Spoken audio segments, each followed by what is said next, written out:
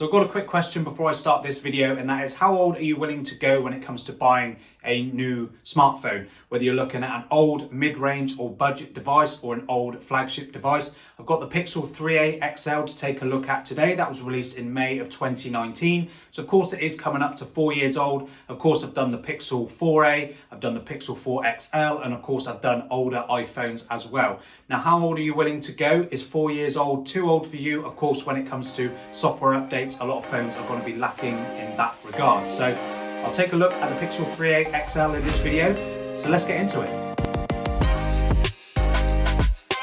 Like I said in my Pixel 4a video, the Pixel 3a XL unfortunately isn't going to win any awards in terms of its design. It's an all plastic phone with this two-tone design on the back, which was the same as the Pixel 3 and 3 XL, but of course they were made of glass. I do actually really like the design on the back of the Pixel 3a XL.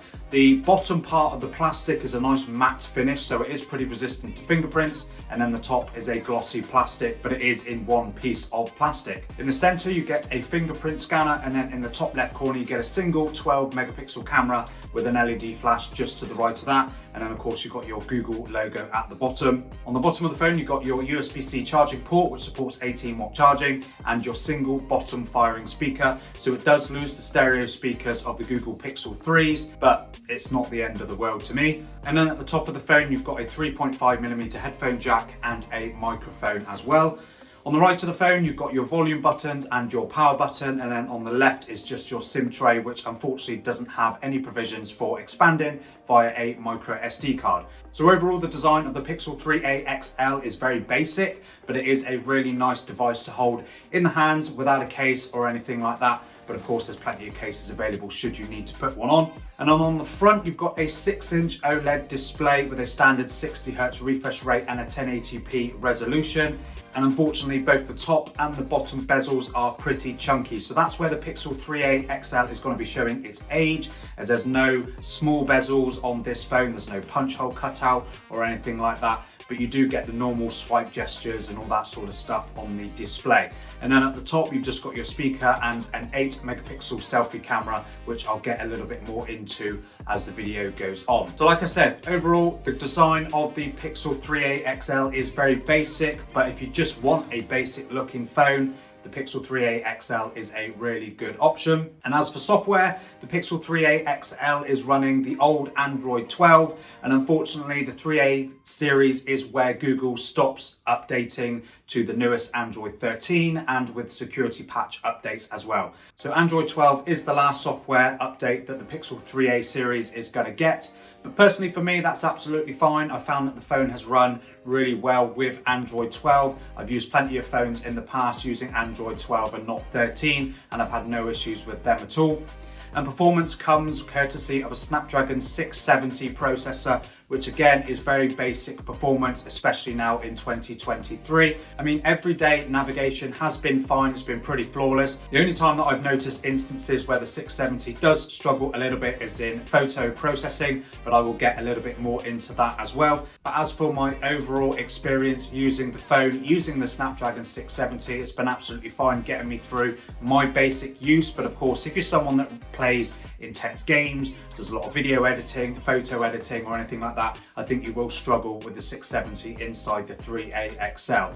It is backed with 4GB of RAM and 64GB of non-expandable storage. So again, that is kind of on the lower end as well. So that's just something to bear in mind if you're considering the Pixel 3a XL. But overall, the phone is pretty decent. The screen is nice, it's sharp, it's a 1080p display, so it's got over 400 pixels per inch. And of course, being released back in 2019 as a budget phone, it doesn't have a high refresh rate display. It's stuck at just 60 Hz. But again, like me, coming from my iPhone 14 Plus that doesn't have a high refresh rate display either, this has been absolutely fine for me. And then as for the battery, you get a pretty modest 3700 mAh battery packed inside the 3a XL, which is the same size as the then flagship Pixel 4 XL, but of course lacking that high refresh rate display and a less power hungry chip. You get some pretty decent battery life. It's enough to last me all days without a problem, but like I said, and like I have said in previous videos, I'm not a heavy user of any of the phones that I use. All of my photo and video editing and all that sort of stuff is done on my laptop. I don't do anything like that on my phone. So that's just something else, again, to bear in mind. You do get 18-watt charging, which again, in 2023 is modest in a world of 30, 50, 100-watt charging. So it doesn't charge up particularly quickly, but of course, overnight, it doesn't really matter. And lastly, if I quickly talk about the camera of the Google Pixel 3a XL, this is something that I found a little bit repetitive when using the Pixel phones that I've reviewed, as it's the same 12 megapixel camera found on all of the Pixel phones up to the Pixel 5 or 5a, I believe. Same 12 megapixel camera found on the Pixel 2, 3, 3a, 4, 4a, etc.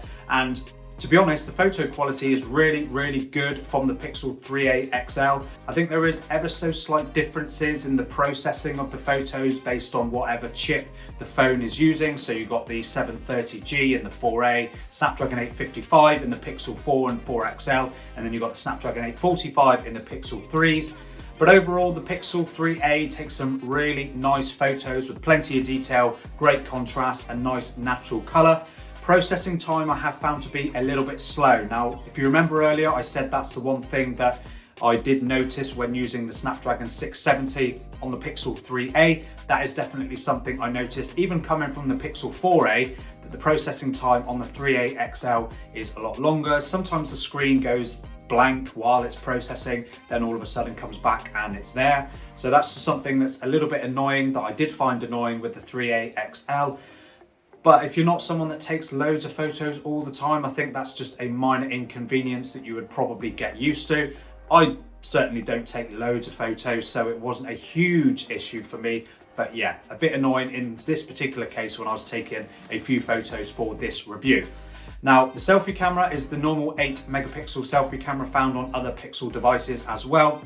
And again, this is some really nice photos, better than what the resolution would suggest. So yeah, again, nice natural color, plenty of detail, really great subject separation from the portrait mode, which again is down to the Google smarts of the image processing. And I have found that to be the case on the rear camera as well, with only being a single camera. So that's something that of course Google has always done really well, is their computational photography, which is why they've never needed to put the biggest sensors with the highest resolutions in their phones. Their computational photography has still produced some really great photos, and that is definitely the case with the Pixel 3a XL.